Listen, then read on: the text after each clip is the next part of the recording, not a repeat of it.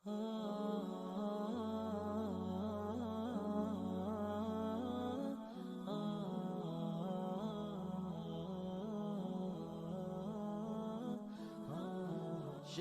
رمضان الذي أنزل فيه القرآن.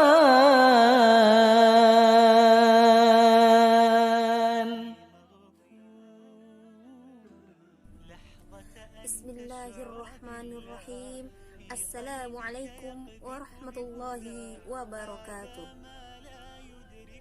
الحمد لله الذي نحمده ونستعينه ونستغفر ونعوذ بالله من شرور أنفسنا ومن سيئات أعمالنا، من يهده الله فلا مضل له ومن يضلله فلا هادي له.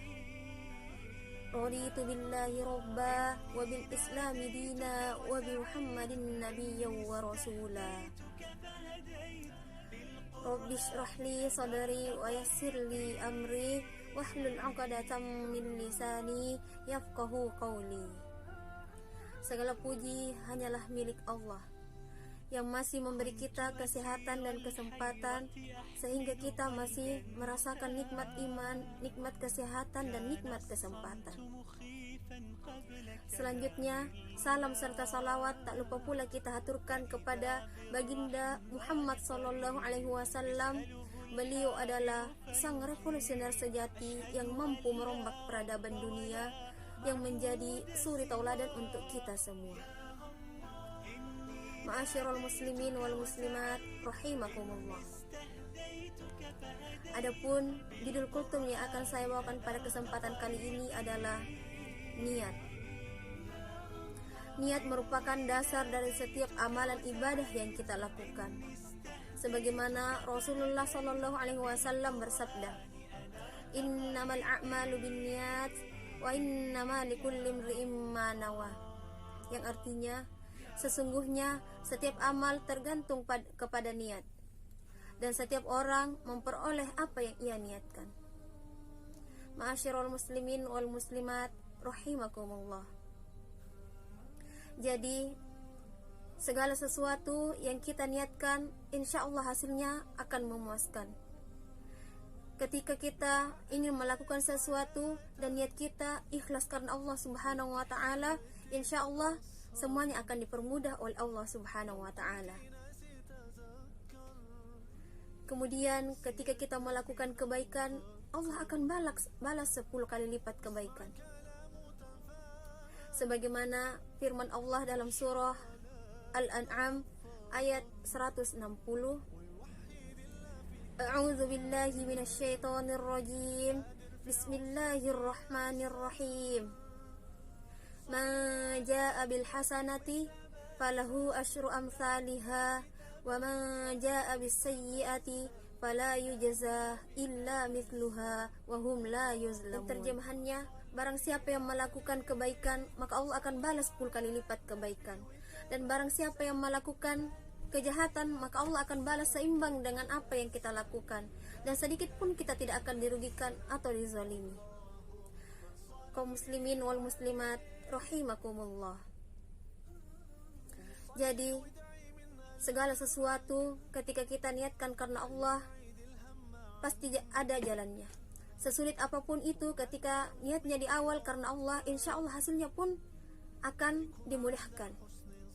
Sebagai contoh, sebelum menjelang Ramadan, kita sudah niatkan bahwa saya akan puasa selama 30 hari atau sebulan full. Insya Allah, apapun ujiannya nanti, Allah akan mudahkan dan akan memberikan solusi setiap apa yang kita alami. Ma'asyiral muslimin wal muslimat rahimakumullah. Begitu besar pengaruh niat terhadap setiap amal ibadah yang kita lakukan, sehingga Ibnu Mubarak mengatakan, betapa banyaknya amal kecil yang menjadi besar nilainya karena niat, dan berapa banyak yang amal yang besar yang menjadi kecil nilainya karena niat pula. Jadi Allah lebih menyukai sesuatu yang dilakukan kecil namun dilakukan secara terus menerus dibandingkan perbuatan yang dilakukan besar pahalanya, namun hanya sekali kita lakukan.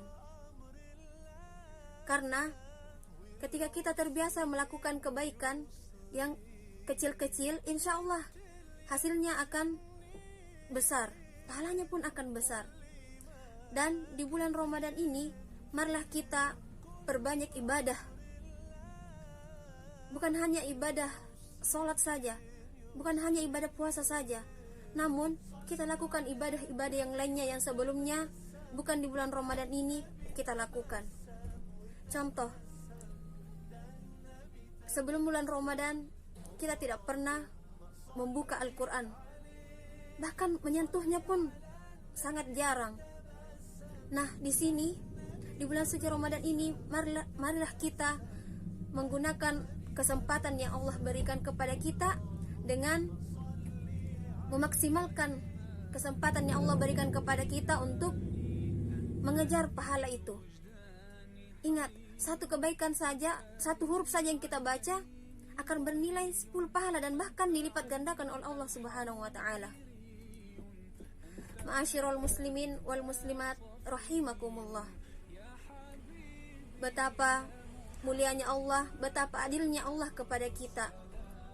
Karena tadi dijelaskan bahwa satu kebaikan saja yang kita lakukan Allah akan balas. Allah akan balas. Kita baru berniat untuk melakukan kebaikan, Allah sudah balas, dan itu sudah tercatat satu kebaikan.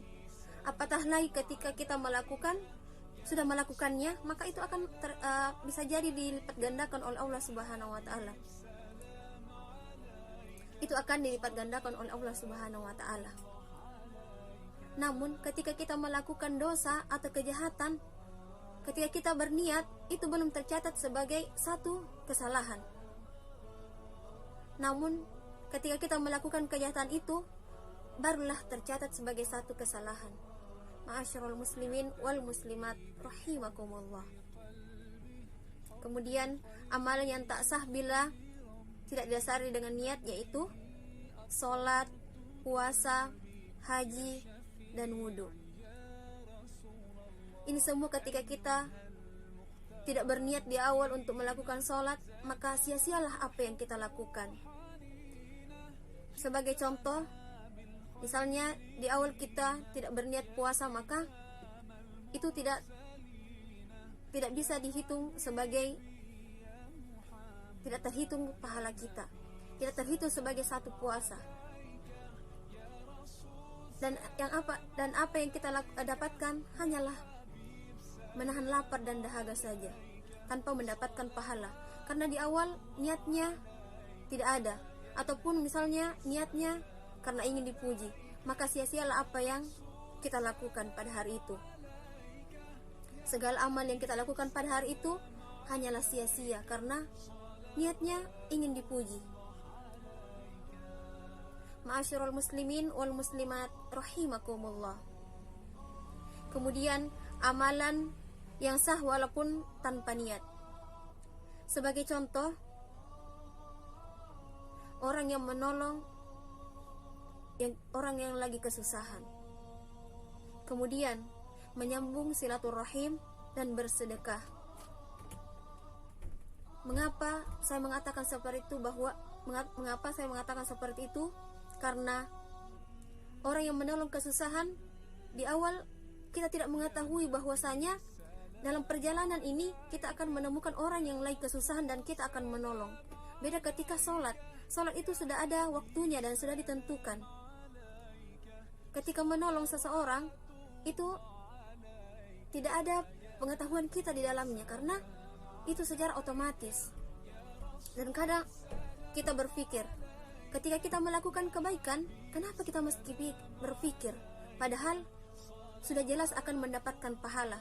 Akan tetapi ketika kita melakukan keburukan, kenapa kita tidak berpikir untuk tidak melakukannya? Begitu besar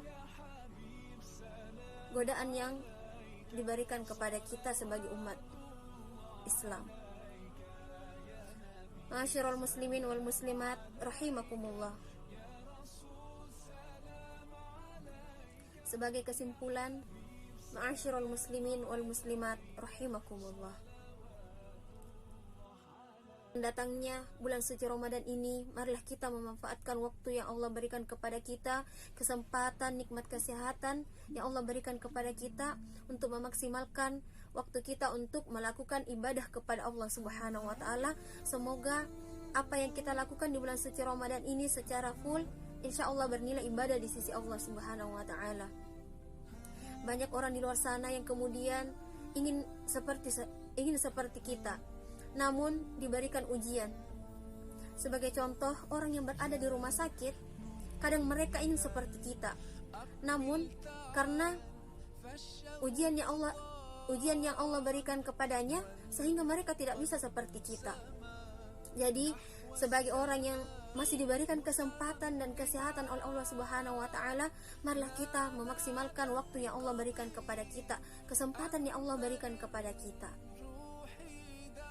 Ma'asyiral muslimin wal muslimat rahimakumullah. Sebagai kesimpulan, marilah kita perbaiki niat kita sebelum melakukan sesuatu, dan niatnya karena Allah Subhanahu wa taala, bukan karena ingin dipuji, bukan karena siapa-siapa, tetapi ikhlas lillahi taala. Insya Allah ketika niatnya karena Allah Subhanahu wa taala, apapun yang terjadi, Allah akan memberikan solusi atau memberikan jalan keluar setiap apa yang kita alami. Akhirul qalam, billahi fi sabil haqq fastabiqul khairat. Assalamualaikum warahmatullahi wabarakatuh.